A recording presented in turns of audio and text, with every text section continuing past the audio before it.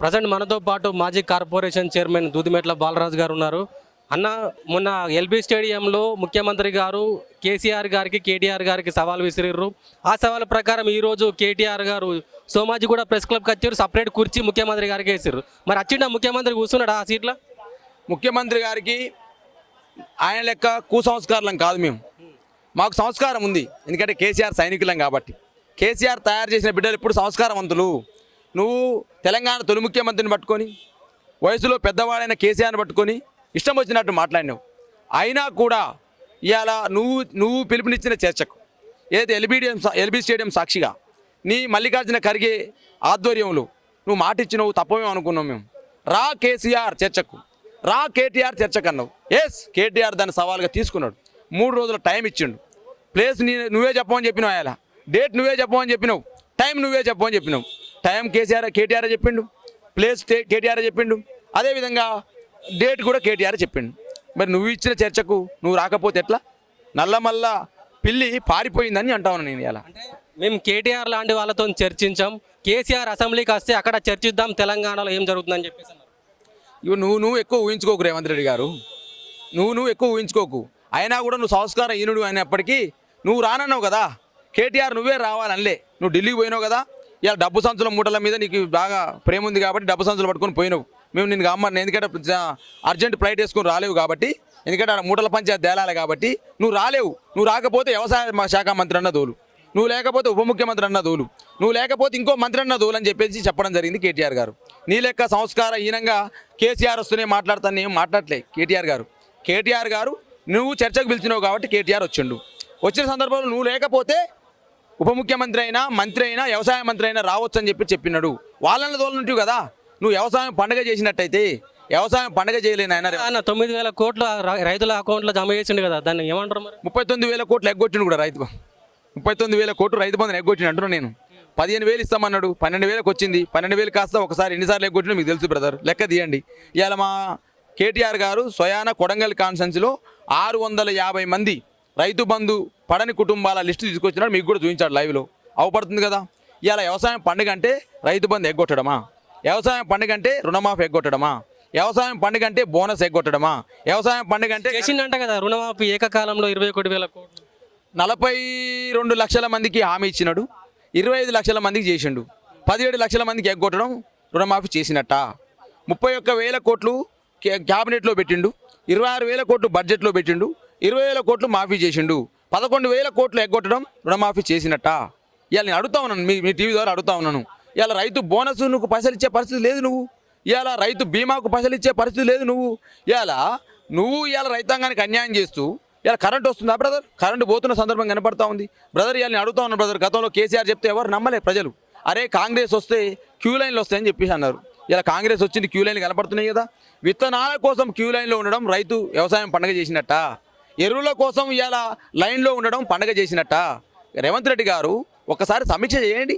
మీ వ్యవసాయ శాఖ మంత్రితోటి, వ్యవసాయ శాఖ అధికారులతోటి యూరియా ఎంత అవసరం ఉంది, విత్తనాలు ఎంత అవసరం ఉన్నవి, రుణమాఫీ ఎంత అయింది, రైతు బంధు ఎంత వచ్చింది, బోనస్ ఎంత కావాలి, అదేవిధంగా బోనస్ మీద చర్చ పెట్టు, బీమా మీద చర్చ పెట్టు. ఈ చర్చ మీద నీకు టైం ఉంది అసలు? చర్చకు రమ్మంటే రచ్చ చేస్తావు తప్ప, రంకెలేస్తావు తప్ప చర్చకు రాని పరిస్థితి కనపడతా ఉంది. కాబట్టి ఇలా రేవంత్ రెడ్డి గారు 100% ఫెయిల్యూర్ ముఖ్యమంత్రిగా ఈ రాష్ట్రంలో నిలిచిండు. ఇది ప్రజాపాలన. గత 10 ఏళ్లలో తెలంగాణని ఆగం పట్టించారు, కాళేశ్వరం కట్టిరు, అది కూలిపోయింది.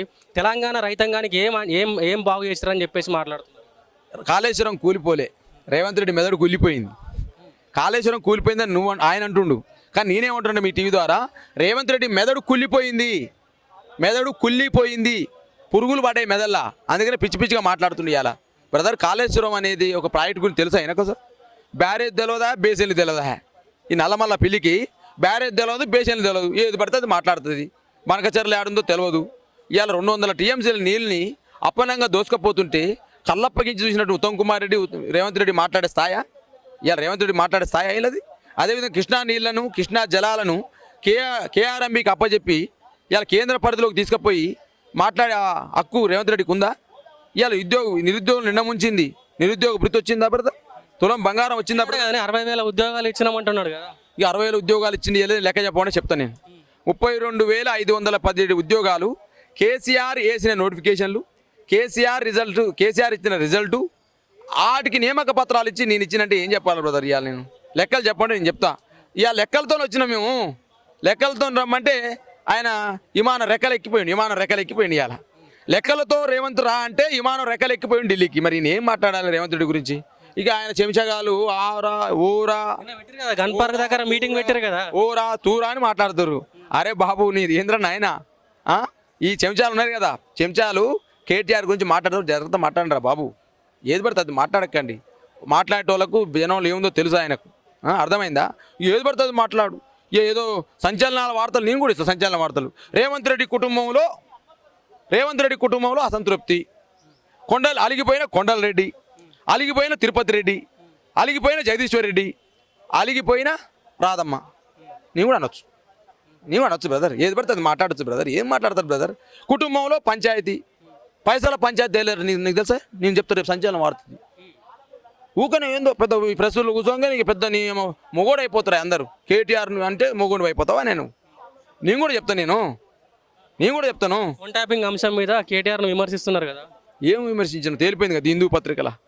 హిందూ అనే పత్రిక అది మా తెలుగు పత్రిక కూడా కాదు, నేషనల్ పత్రిక, ఇంగ్లీష్ పత్రిక. ఏం తెలిసింది?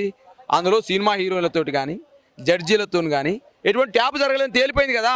అక్కడనే అవాస్ పాలైంది కాంగ్రెస్ పార్టీగా. అయిపోయాయిగా కాంగ్రెస్ పార్టీ ఇవన్నీ కూడా బదనాం చేసే ఆరోపణలని తేలిపోయింది కదా.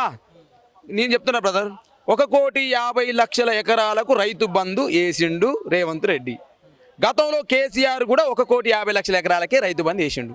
రాళ్ళకేసిండు కేసీఆర్, రపలకేసిండు కేసీఆర్, రియల్ ఎస్టేట్ భూములకేసిండు కేసీఆర్, 1000 ఎకరాలున్న మనుషులకేసిండు కేసీఆర్ అన్నావు. మరి వాళ్ళు నువ్వు కూడా గాలకేసినావు 1,50,00,000 అంటే ఆ రోజు చెప్పింది తప్పని చెప్పినట్టే కదా. ఆ రోజు చేసిన ప్రచారం అబద్ధం అని చెప్పాల్సిందే కదా. దీనికి ఏం చేయాలి రేవంత్ రెడ్డి? ముక్కు నేలకు రాయాలని చెప్పింది మా కేటీఆర్. అబద్ధాలు ప్రచారం చేయొద్దా? ఫోన్ ట్యాపింగ్ మీద ఓరకు 6,000 ఫోన్లను ఒకడంటాడు, 4,000 ఫోన్లను ఒకడంటాడు. ఏందండి అది? టీవీలల్లో ఒక్కొక్కడు ఒక మీమ్స్ రాయడం, సోషల్ మీడియాలో పెట్టడము, తమ్మునేల్స్ పెట్టడం, అయ్యో తేలింది కదా. మీరే సోషల్ మీడియా ద్వారా వాళ్ళ మీద విషయం చెల్లుతున్నారంట. ఆయన సోషల్ మీడియా ద్వారా వచ్చిన ఆయన చెప్పింది కదా. ఏ సోషల్ మీడియా ద్వారా వచ్చినా ఆయన చెప్పింది కదా. ఏ సోషల్ మీడియా అయితే నేను తీసుకొచ్చిందో అదే సోషల్ మీడియా నేను బొంద పెడుతుంది అలా. ఇటును ఏ సోషల్ మీడియా ద్వారా కేసీఆర్ మీద దుష్ప్రచారం చేసినవో అదే సోషల్ మీడియా నేను బొంద పెడుతుంది. నీ నాయకత్వాన్ని బొంద పెడుతుంది, నీ రాజకీయ ప్రస్థానాన్ని బొంద పెడుతుంది, నీ ముఖ్యమంత్రి చేయని కూడా రేపు బొంద పెడతానని తెలియజేస్తా ఉన్నా. ఇక అదే సోషల్ మీడియా ద్వారా వచ్చిన నువ్వు, అదే సోషల్ మీడియా సంబంధించినటువంటి 2 మహిళా జనరేషన్ అండి.